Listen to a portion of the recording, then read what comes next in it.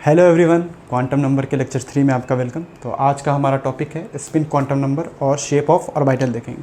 तो लास्ट दो लेक्चर में हम लोगों ने क्या पढ़ा था?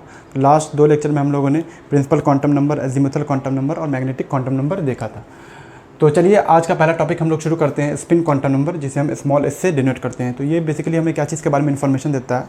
तो ये हमें किसी भी ऑर्बिटल के अंदर जो इलेक्ट्रॉन प्रेजेंट होते हैं, तो उस इलेक्ट्रॉन का स्पिन का डायरेक्शन जो है वो क्लॉकवाइज डायरेक्शन में मूव कर रहे हैं या एंटी क्लॉकवाइज डायरेक्शन में मूव कर रहे हैं, उसके बारे में इन्फॉर्मेशन देता है। किसी भी ऑर्बिटल के अंदर आपको पता होगा, किसी भी ऑर्बिटल के अंदर मैक्सिमम कितने इलेक्ट्रॉन प्रेजेंट हो सकती हैं? तो 2। ठीक है। अब दोनों इलेक्ट्रॉन जो वो दोनों अपोजिट डायरेक्शन में रहते हैं। अगर एक क्लॉकवाइज डायरेक्शन में मूव कर रहा है तो दूसरा क्या करेगा? दूसरा एंटी क्लॉकवाइज डायरेक्शन में मूव करेगा, क्योंकि इलेक्ट्रॉन भी अपने एक्सिस पे मूव करते रहते हैं। ठीक है। तो क्लॉकवाइज के लिए अगर हम वैल्यू +½ दे रहे हैं तो एंटी क्लॉकवाइज के लिए -½ देंगे। तो आप अपोजिट भी कर सकते हैं इसका। अगर क्लॉकवाइज के लिए वैल्यू अगर -½ दे रहे हैं तो एंटी क्लॉकवाइज के लिए आपको इसका वैल्यू क्या देना पड़ेगा? +½ ठीक है। तो बेसिकली हमें ये क्या चीज़ के बारे में इन्फॉर्मेशन दे रहा है? तो इलेक्ट्रॉन जो ऑर्बिटल के अंदर प्रेजेंट है, तो उसका कह सकते हैं कि डायरेक्शन क्या है, क्लॉकवाइज है, मूव कर रहा है, या एंटी क्लॉकवाइज मूव कर रहा है, उसके बारे में इन्फॉर्मेशन दे रहा है। दूसरा पॉइंट देखिए, it is not a solution of Schrodinger wave equation. तो श्रोडिंगर वेव इक्वेशन से हमें स्पिन क्वांटम नंबर का इन्फॉर्मेशन नहीं मिलता है। फिर से सुनिए, श्रोडिंगर वेव इक्वेशन से हमें स्पिन क्वांटम नंबर का इन्फॉर्मेशन नहीं मिलता है। श्रोडिंगर वेव इक्वेशन से हमें 3 क्वांटम नंबर का जो इन्फॉर्मेशन मिलता है वो है principal quantum number, azimuthal quantum number और मैग्नेटिक क्वांटम नंबर। तो बेसिकली हमें शेल, सबशेल और ऑर्बिटल के बारे में इन्फॉर्मेशन मिलता है। देखिए लास्ट लेक्चर में हम लोगों ने पढ़ा था कुछ यूँ ψnLm, ऐसा पढ़ा था ना कुछ। तो हमें यहाँ पे n क्या चीज़ के बारे में इन्फॉर्मेशन दे रहा था? शेल के बारे में, L सबशेल के बारे में और M ऑर्बिटल के बारे में। इसको हम एक एग्जांपल से समझते हैं। जैसे ψ210, इसका मतलब क्या हो गया कि इलेक्ट्रॉन के मिलने की प्रोबेबिलिटी क्या है? दूसरे शेल में। कहाँ? दूसरे शेल में। दूसरे शेल के ये क्या चीज़ को रिप्रेजेंट कर रहा है? सबशेल को, p सबशेल में। ठीक है। और ये ऑर्बिटल, तो कौन से ऑर्बिटल में? तो इस ऑर्बिटल में इलेक्ट्रॉन के मिलने की प्रोबेबिलिटी है। ठीक है। एक और क्वेश्चन देखते हैं। अगर कभी क्वेश्चन ऐसा दिया रहा कि ψ310 ये किस ऑर्बिटल को रिप्रेजेंट कर रहा है? ठीक है। तो ये देखिए हमें क्या पता चल रहा है? पहले से शेल के बारे में इंफॉर्मेशन मिल रहा है। तो तीसरे शेल के p वाले सबशेल के मैग्नेटिक क्वांटम नंबर वैल्यू की, मैग्नेटिक क्वांटम नंबर के जिसकी वैल्यू 0 है, तो ये pz होता है। ठीक है। तो 3pz में इलेक्ट्रॉन के मिलने की प्रोबेबिलिटी होती है। तो इससे हमें 3 कह सकते हैं क्वांटम नंबर का इन्फॉर्मेशन मिल रहा है श्रोडिंगर की वेव इक्वेशन से। प्रिंसिपल, अजीमुथल और मैग्नेटिक क्वांटम नंबर। स्पिन के बारे में हमें इन्फॉर्मेशन नहीं मिलता है। तो हमें स्पिन क्वांटम नंबर में बस इतना ही पढ़ना है। अब हम लोग देखेंगे ऑर्बिटल क्या होता है। तो ऑर्बिटल को कुछ इस तरह डिफाइन करते हैं: the 3-dimensional space around the nucleus where the probability of finding electron is maximum is called orbital. Nucleus के पास ऐसा 3-dimensional स्पेस, आपको पता है इलेक्ट्रॉन जो है वो 3 डायमेंशन में मिलता है। ठीक है। तो न्यूक्लियस के पास ऐसा 3-dimensional स्पेस जहाँ पर इलेक्ट्रॉन के मिलने की प्रोबेबिलिटी मैक्सिमम हो जाए, उसे क्या कहते हैं? ऑर्बिटल। ऑर्बिटल को हम लोग कुछ डब्बा बनाकर शो कर रहे थे, ठीक है, लास्ट लेक्चर में, लेकिन एक्चुअली में इसका ऐसा शेप नहीं होता। उसका जो एक्चुअल शेप है वो हम अब देखेंगे थोड़ी देर बाद। ठीक है। या ऐसे कहें ψ² इज मैक्सिमम। ψ² का मतलब होता है प्रोबेबिलिटी ऑफ फाइंडिंग इलेक्ट्रॉन। ठीक है। तो probability of finding electron maximum कहाँ होगा? ऑर्बिटल में होगा। अब आप लोग पूछिएगा सर ये साई क्या होता है? ठीक है। तो साई के बारे में, साई वेव फंक्शन होता है। ठीक है। अगर इसके बारे में अगर मैं थोड़ा बहुत आपको बता भी दूं तो उतना बेहतर आपको समझ में नहीं आएगा, फिर भी मैं आपको बता देता हूँ साई क्या होता है, वेव फंक्शन क्या होता है। तो it basically contain all of the information containing to a particular quantum system. अगर आपको इलेक्ट्रॉन के बारे में लोकेशन पता करना है कि वो किस टाइम पीरियड पे कहाँ है, तो ये हमें बताएगा। इसको आप श्रोडिंगर के क्वेश्चन में डालिए और आपको पता चलेगा कि इस टाइम पीरियड पे इलेक्ट्रॉन की होने की प्रोबेबिलिटी यहाँ हो सकती है। ठीक है। तो यही हमें बताता है साई। चलिए अब हमारा नेक्स्ट टॉपिक जो है वो है shape of sp d and f orbital.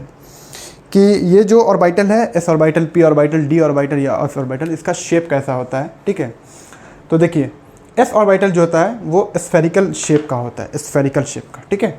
p orbital जो होता है वो डम्बल शेप का होता है, डम्बल जो आप देखे होंगे जिम वगैरह में। ठीक है। डी ऑर्बिटल का जो शेप होता है वो डबल डम्बल होता है। ठीक है। इसमें 2 लोब हो गए, इसमें 4 लोब हो गए। ठीक है। एफ ऑर्बिटल थोड़ा कॉम्प्लेक्स होता है। इस तरह के 8 कह सकते हैं फोल्ड स्ट्रक्चर कहें या लोब प्रेजेंट रहते हैं किसमें? एफ ऑर्बिटल में। ठीक है, चलिए अब हम लोग बारी बारी शुरू करते हैं एस ऑर्बिटल, पी ऑर्बिटल और डी ऑर्बिटल को देखते हैं। पहले देखते हैं एस ऑर्बिटल। तो S orbital basically spherical shape का होता है और ये नॉन डायरेक्शनल होता है, क्योंकि इलेक्ट्रॉन डेंसिटी जो है वो एक्स एक्सिस, वाई एक्सिस और जेड एक्सिस के अलॉन्ग डिस्ट्रीब्यूटेड रहती है, तो इसलिए इसका कोई ओरिएंटेशन पॉसिबल नहीं होता है। तो एस ऑर्बिटल के केस में कभी आपने ये नहीं सुना होगा एस एक्स, एस वाई या एस जेड, लेकिन पी ऑर्बिटल के केस में आपने सुना होगा P X, P Y, P Z, क्योंकि ये नॉन डायरेक्शनल होता है। ठीक है, इलेक्ट्रॉन डेंसिटी जो है डिस्ट्रीब्यूटेड रहती है। दूसरा देखते हैं P orbital. It is dumbbell in shape. ठीक है, डम्बल शेप का होता है। डम्बल आपने जो देखा होगा जिम वगैरह में। इट इज़ डायरेक्शनल, कुछ इस तरीके का।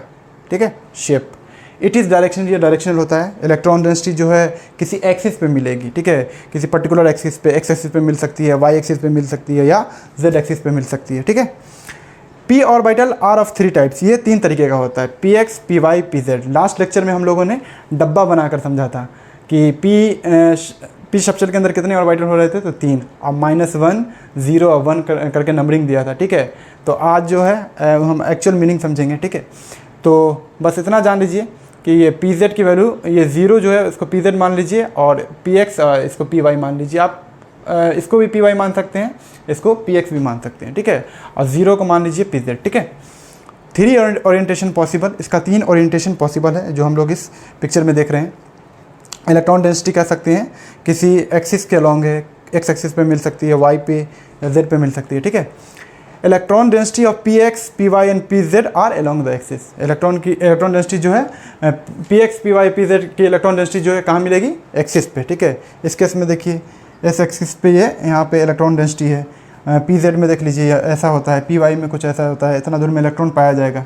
इलेक्ट्रॉन मिलने की प्रोबेबिलिटी इतने रीजन में। ठीक है, इलेक्ट्रॉन की मिलने की प्रोबेबिलिटी इतने रीजन में, इलेक्ट्रॉन मिलने की प्रोबेबिलिटी इतने रीजन में। बस एक याद ये रखिए कि m बराबर जब 0 है तो ये इसे हम क्या कहते हैं, पी जेड। ठीक है, m बराबर जब 0 है तो पी जेड, तो क्योंकि इससे रिलेटेड क्वेश्चन आपको पूछा जाएगा। तो पी ऑर्बिटल में बस इतना ही है। तो चलिए अब हम लोग डी ऑर्बिटल देखते हैं। लास्ट लेक्चर में हमने कुछ ऐसा डब्बा बना के देखा था और ऐसे इसकी इस तरह से नंबरिंग कर दी थी। अब हम लोग एक्चुअल में देखते हैं कि डी ऑर्बिटल का शेप कैसा होता है। तो पहला पॉइंट क्या कहता है, it is double dumbbell in shape. इसका शेप कैसा होगा, डबल डम्बल टाइप का। अगर आप पी ऑर्बिटल देखे होंगे तो पी ऑर्बिटल कैसा होता है, डम्बल टाइप का होता है, और डी क्या हो जाएगा, डबल डम्बल हो गया। ठीक है, जो आप कुछ इस तरीके से आप पिक्चर में देख रहे हैं। दूसरा पॉइंट, इट इज़ डायरेक्शनल। ये डायरेक्शनल होती है क्योंकि आप देख सकते हैं इलेक्ट्रॉन डेंसिटी जो है in between the axis of plane है इस 3 केस में, और along the axis of plane है इस 2 केस में। तो ये डायरेक्शनल है। इलेक्ट्रॉन डेंसिटी कहीं ना किसी डायरेक्शन में तो है। तीसरा पॉइंट देखिए, इसके कितने हैं, 5 ओरिएंटेशन पॉसिबल है। 5 ओरिएंटेशन। पहला देखिए डी एक्स वाई ऑर्बिटल। तो इस केस में क्या होता है, जो इलेक्ट्रॉन डेंसिटी है वो एक्स और वाई प्लेन के बीच में रहती है, कि या आप ये भी कह सकते हैं कि ऑर्बिटल जो है वो कहाँ है, एक्स और वाई प्लेन के बीच में। दूसरा केस देखिए डी वाई जेड ऑर्बिटल।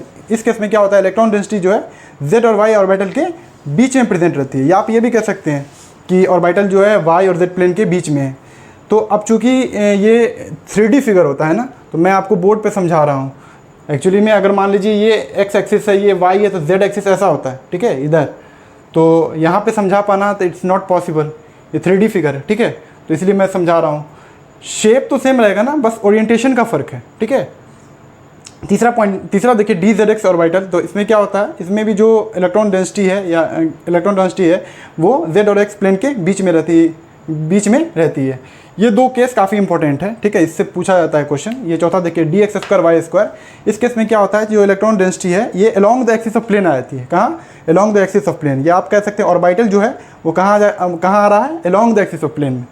ये 5वां केस, ये काफ़ी यूनिक होता है। इसका शेप काफ़ी यूनिक है। देखिए एक रिंग बन जाता है। तो कह सकते हैं एक ऑर्बिटल जो आप देख सकते हैं, तो ये तो एक जेड एक्सिस पे आ गई। कहाँ, जेड एक्सिस पे। एक इलेक्ट्रॉन डेंसिटी हमें जेड एक्सिस पे मिलती है, और एक जो है वो रिंग टाइप का ये एक्स और वाई प्लेन के बीच में फैला हुआ रहता है। तो कुछ इस टाइप का स्ट्रक्चर आपको देखने को मिलेगा इसका डी जेड स्क्वायर का। तो आप देख सकते हैं इस दो केस में ऐसा क्या हो रहा है कि जो इलेक्ट्रॉन डेंसिटी है वो along the axis of plane आ रही है ना, या ऑर्बिटल कह सकते हैं। कहाँ है, along the axis of plane.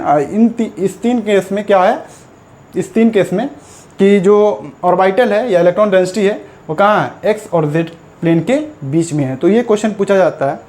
ठीक है, कि कौन से डी ऑर्बिटल की जो इलेक्ट्रॉन डेंसिटी है वो along the axis of plane है, ठीक है, होती है। तो एक ये और एक ये याद रखिएगा, D X square Y square और डी जेड स्क्वायर। नोट में देखिए, two orbital D X square Y square and D Z square whose electron density is along the axis of plane, है ना।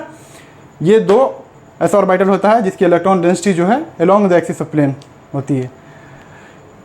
टोटल कितने हो गए, P X Y P Y P Z, P X P Y P Z, D X square Y square and D Z square orbital whose electron density is along the axis. देखिए P के case में भी जो P X था, P Y था और P Z orbital था, तो इसकी भी इलेक्ट्रॉन डेंसिटी क्या थी, along the axis of plane थी। तो टोटल कितने ऑर्बिटल हो गए, 5, याद रखिएगा, टोटल 5 ऑर्बिटल, पी के 3 और डी के 2 ऑर्बिटल की इलेक्ट्रॉन डेंसिटी जो है वो कहाँ रहती है, along the axis of plane होती है, ठीक है।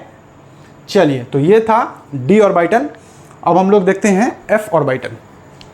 तो F orbital basically it is complex in shape, काफ़ी कॉम्प्लेक्स होता है इसका शेप, ठीक है, डायरेक्शनल होता है और इसके साथ ओरिएंटेशन पॉसिबल है, ठीक है। तो ये इतना पूछता भी नहीं है और इसका शेप थोड़ा कॉम्प्लेक्स है, ठीक है। एफ ऑर्बिटल में क्या, आप बस इतना याद रखिए इसके कितने ओरिएंटेशन पॉसिबल है, 7, ठीक है।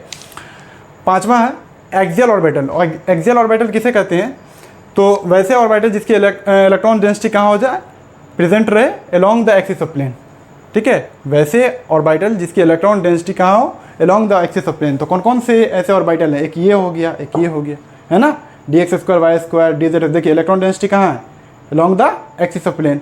तो पी के केस में कौन कौन था, पी एक्स वाई था, पी एक्स था, पी वाई था, पी जेड था ना, उसकी भी तो इलेक्ट्रॉन डेंसिटी कहाँ थी, along the axis of plane थी, ठीक है। तो उसको हम क्या कहते हैं, एक्सियल ऑर्बिटल, जिसकी इलेक्ट्रॉन डेंसिटी कहाँ रहे, along the axis of plane रहे। या आप ये भी कह सकते हैं कि ऑर्बिटल कहाँ है, ऑर्बिटल अलोंग द एक्सिस पे रहती है। चलिए 6 नंबर, प्लेनर ऑर्बिटल किसे कहते हैं, the electron density is present between the axis of plane. अब वैसी ऑर्बिटल जिसकी इलेक्ट्रॉन डेंसिटी जो है एक्सिस ऑफ प्लेन के बीच में रहती है, जैसे ये तीन केस देखिए, D X Y, D Y Z और डी जेड एक्स। तो इसकी जो इलेक्ट्रॉन डेंसिटी है कहाँ है, तो दो प्लेन के बीच में है ना। देखिए एक्स और वाई प्लेन के बीच में इलेक्ट्रॉन डेंसिटी है, जेड और वाई प्लेन के बीच में इलेक्ट्रॉन डेंसिटी है, जेड और एक्स प्लेन के बीच में इलेक्ट्रॉन डेंसिटी है, ठीक है, या ऑर्बिटल है, ठीक है। तो उसे क्या कहते हैं, प्लेनर ऑर्बिटल। तो इसका 3 एग्जाम्पल हो गया, ये इंपॉर्टेंट है, याद रखिएगा, पूछता है, ठीक है। डी के केस में पूछेगा तो ये दो में से कोई एक ऑप्शन दे के आपसे पूछ देगा। इधर 3 ऑप्शन दिया रहेगा, इधर 3 ऑप्शन दिया रहेगा, ये 3 और एक इसमें से पूछ देगा, ठीक है। Which of the following is the axial orbital. चलिए नेक्स्ट है प्लेनर ऑर्बिटल, ये आपको हम समझा चुका हूँ। लास्ट है डीजेनरेटेड ऑर्बिटल, वैसे ऑर्बिटल जिसकी एनर्जी सेम होती है। तो जो all 3 orbital of P, all 5 orbital of D, all 7 orbital of D, इन सब की एनर्जी क्या होती है, सेम होती है। तो ये था पूरा ऑर्बिटल, ठीक है। अब हम लोग कुछ क्वेश्चन करेंगे इससे रिलेटेड और उम्मीद करता हूँ कि आपको ये लेक्चर समझ में आया होगा। चलिए तो अब हम लोग कुछ क्वेश्चन करते हैं, उसके बाद नेक्स्ट लेक्चर में हम लोग नोट पढ़ेंगे, ठीक है। चलिए तो चलिए कुछ अच्छे क्वेश्चन लेके आया हूँ मैं, जिसमें से एक क्वेश्चन IIT में भी पूछा गया है और ये सब क्वेश्चन भी उम्मीद है कि आने वाले एग्जाम में पूछा जाएगा, हो सकता है कि पूछा गया हो, ओके, आप चेक कर लीजिएगा। तो पहला क्वेश्चन है, the electron density of which of the following D orbital lies along the axis. अब बताइए मुझे कौन से ऐसे 2 ऑर्बिटल थे जिसकी इलेक्ट्रॉन डेंसिटी जो है along the axis of plane. तो याद कीजिए ये दोनों D X square Y square और डी जेड स्क्वायर, इसकी इलेक्ट्रॉन डेंसिटी कहाँ मिल रही थी, along the axis of plane. और ये D X Y D Y Z D Z X, इनकी इलेक्ट्रॉन डेंसिटी कहाँ मिल रही थी, in between the axis of plane, ठीक है। तो ये पूछता है। दूसरा क्वेश्चन, अगर P वाला ऑप्शन रहता तो वो तीनों सही हो जाता, PX, PY और PZ, ठीक है, वो भी याद रखिएगा। दूसरा question, find the number of electron for which N2 M0 और स्पिन प्लस हाफ। इस तरह का क्वेश्चन जब दे दे तो आप किस तरह से कीजिएगा, देखिए पहले आप इधर N लिखिएगा, शेल नंबर, सब शेल, ठीक है, कौन सा सब शेल है उसका नाम लिख लीजिए। अब बताइए मुझे, जब N की वैल्यू कितनी है, N की वैल्यू 2 है, शेल नंबर 2 है, तो कितने सब शेल होंगे, 2 सब शेल होंगे, ठीक है। तो L कहाँ से शुरू होता है, 0 से शुरू होता है कि नहीं, 0 को S कह रहे थे, 1 को P कह रहे थे, तो जितना शेल उतना सब शेल, ठीक है, 0 और 1। तो ये कौन कौन सा सब शेल हो गया, 2 0 को क्या बोलेंगे 2S, और 2S बोलेंगे इसे, 2 1 को क्या बोलेंगे 2P बोलेंगे ना। S सब शेल के अंदर S ऑर्बिटल, कितना ऑर्बिटल होता है? एक होता है।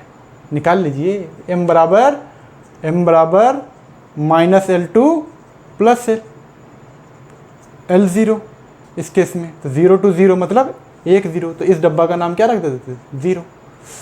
p के केस में निकाल लीजिए कितने ऑर्बिटल होंगे? -L2 प्लस L, -1 2 प्लस 1, कितने नंबर? 3 ना, -1 0 और 1। तो p के केस में कितना डब्बा? 3 डब्बा। इस तीनों डब्बा का नाम रख दिए -1 0 और 1। ठीक है, अब देखिए क्वेश्चन क्या पूछा है। N2 हो, M0 हो, स्पिन प्लस हाफ है। अब बताओ मुझे कि इसमें कितने इलेक्ट्रॉन मैक्सिमम? दोनों एक दूसरे से अपोजिट, एक प्लस हाफ तो एक माइनस हाफ, एक प्लस हाफ तो एक माइनस हाफ, एक प्लस हाफ तो एक माइनस हाफ, एक प्लस हाफ तो एक माइनस हाफ। टोटल इलेक्ट्रॉन हो गए इसमें 6, इसमें 2। तो हमसे पूछा है कि n की वैल्यू 2 होनी चाहिए, m की वैल्यू 0 होना चाहिए, स्पिन हाफ होना चाहिए। तो मुझे बताओ स्पिन हाफ, एक इलेक्ट्रॉन तो ये हो गया प्लस हाफ वाला, हुआ कि नहीं? और एक बच गया माइनस हाफ, तो हमें चुनना कौन सा है? ये वाला। डब्बा का नाम 0 भी होना चाहिए। देखिए M0, इस डब्बा में से एक प्लस हाफ वाला इलेक्ट्रॉन निकालिए। एक तो माइनस हाफ हो गया ना, एक माइनस हाफ हो गया, तो टोटल कितने इलेक्ट्रॉन हो गए? एक इलेक्ट्रॉन ये और एक इलेक्ट्रॉन ये, तो कितने इलेक्ट्रॉन हो? 2 कितने इलेक्ट्रॉन हो? 2। समझ में आया? चलिए दूसरा क्वेश्चन कीजिए। नहीं आया तो ये क्वेश्चन में समझ में आ जाएगा। तीसरा नंबर क्वेश्चन कीजिए। Find the number of electron for which find the number of electron for which n बराबर 3, M0 स्पिन माइनस हाफ। अब क्या है? n की वैल्यू 3 है। जब n की वैल्यू 3 है तो l कितना पॉसिबल है? 0 1 और 2, तो 0 हो जाएगा, एक 1 हो जाएगा, एक 2 हो जाएगा। होगा कि नहीं होगा? अब बताओ मुझे, 3 0 को क्या बोलेंगे? 3s, 3 1 को क्या बोलेंगे? 3p, 3 2 को क्या बोलेंगे? 3d बोलेंगे ना। s के अंदर कितने ऑर्बिटल? एक ऑर्बिटल।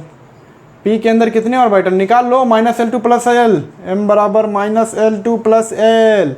तो इस केस में क्या हो जाएगा? -1 2 1, -1 0 1, इस डब्बा का नाम रख दो। ठीक है, d में कितने ऑर्बिटल? 5। निकाल लो m बराबर -L2 प्लस L से। अब बताओ मुझे इसका नंबरिंग कहाँ से शुरू करते हैं? तो -2 से -1 0 1 2 हो गया। हमसे कह दिया क्या? हमसे कह दिया n की वैल्यू 3 होनी चाहिए, m की वैल्यू 0 होना चाहिए। तो वैसे डब्बा उठाओ जिसकी m की वैल्यू 0। ये सब m है ना, ये भी 0 होता है ना इसका डब्बा। अब बताओ मुझे, इसमें 2 इलेक्ट्रॉन, इसमें 2 इलेक्ट्रॉन और इसमें भी 2 इलेक्ट्रॉन, हर डब्बे में 2 इलेक्ट्रॉन। n की वैल्यू 3, m दिया हुआ है, याद रखिएगा, m0 दिया हुआ है। तो आपको कौन सा डब्बा उठाना है? बस यही 3 डब्बा उठाना है, 1 2 और 3। उसमें से भी स्पिन माइनस हाफ वाला इलेक्ट्रॉन। ठीक है, स्पिन की वैल्यू माइनस हाफ वाली दी हुई है। तो एक ये हो गया, एक ये हो गया और एक ये हो गया। तो टोटल कितने इलेक्ट्रॉन हो गए? 3 इलेक्ट्रॉन। समझ में आया? अगर नहीं आया तो पॉज करके एक बार और देख लीजिए। I hope you got it. Question number 4, IIT 2011। Find the number of electron for which n बराबर 3 स्पिन माइनस हाफ। अब बताओ मुझे इस क्वेश्चन का जवाब। पहले 1 मिनट पॉज कर लेना, फिर बताना मुझे। n 3 है और स्पिन माइनस हाफ है। n 3 है तो l के कितने केस हो सकते हैं? l 0 हो सकता है, 1 हो सकता है, 2 हो सकता है, बिल्कुल। सबशेल कौन कौन से हो सकते हैं? 3s 3p 3d हो सकते हैं, बिल्कुल। अब बताओ, m का डब्बा 1, p में कितने डब्बे ऑर्बिटल? 3, d में कितने ऑर्बिटल? 1 2 3 4 5। इसका नाम 0 था, इसका -0 1 था, इसका -2 -1 0 1 2। m बराबर -L2 प्लस L से निकाल लीजिए। ठीक है, अब देखिए इस क्वेश्चन में आपको m की वैल्यू नहीं दी हुई है। अगर m की वैल्यू दी हुई रहती तो हम वही डब्बा सिलेक्ट करते हैं, वही ऑर्बिटल सिलेक्ट करते हैं, लेकिन m की वैल्यू नहीं दी हुई है तो सारे डब्बे को सिलेक्ट करेंगे कि नहीं करेंगे? सारे डब्बे के इलेक्ट्रॉन को सिलेक्ट करेंगे, अब वो भी माइनस हाफ वाला। अब बताओ मुझे, सब में 2 2 इलेक्ट्रॉन होगा कि नहीं? 1 2 1 2 1 2 1 2, एक प्लस हाफ वाला, एक माइनस हाफ वाला, एक प्लस हाफ, एक minus half, plus half minus half, plus half minus half. तो हमें चुनना कौन सा है? माइनस हाफ वाला। तो माइनस हाफ वाला एक ये हो गया, एक ये हो गया, एक ये हो गया, एक ये हो गया, एक ये हो गया, एक ये हो गया, एक ये हो गया, एक ये हो गया, एक ये हो गया, बताओ कितना, 5 3 8 1 9 इलेक्ट्रॉन, कितना, 9 इलेक्ट्रॉन। तो ये रहा क्वेश्चन जो कि पूछा गया था IIT 2011 में, ठीक है। चलिए क्वेश्चन नंबर 5, n की वैल्यू 3, l की वैल्यू 1 है, m की वैल्यू 0 है, तो ये कौन सा ऑर्बिटल को रिप्रेजेंट कर रहा है। n 3 है ना, L1 है, L1 कब होता है, L1 p में, है ना, और m की वैल्यू भी दे दिया 0। अब बताओ मुझे p ऑर्बिटल में, p ऑर्बिटल कितने, 3, -1 0 और 1, इसको px कह रहे थे, इसको py कह रहे थे, या तो इसको py कह दो, इसको px कह दो, लेकिन ये 0 वाले को क्या कह रहे थे, pz। तो इस ऑर्बिटल का नाम क्या हो जाएगा, 3pz। क्या हो जाएगा, 3pz, ठीक है। तो उम्मीद करता हूँ आपको ये क्वेश्चन समझ में आया होगा, ठीक है। चलिए थैंक यू, बाकी मिलते हैं नेक्स्ट लेक्चर में। नेक्स्ट लेक्चर नोट से रिलेटेड रहेगा, और उसके बाद जो है हम लोग इलेक्ट्रॉनिक कॉन्फ़िगरेशन देखेंगे। तो उसमें 3 लेक्चर में भी पॉसिबल कि 3 लेक्चर उसमें लगेगा, तो टोटल समझ लीजिए 4 लेक्चर और बचा है इस पूरे एटॉमिक स्ट्रक्चर में, ठीक है, क्वांटम नंबर में, ठीक है। उसके बाद आपका ये पूरा क्वांटम नंबर कंप्लीट हो जाएगा। चलिए थैंक यू।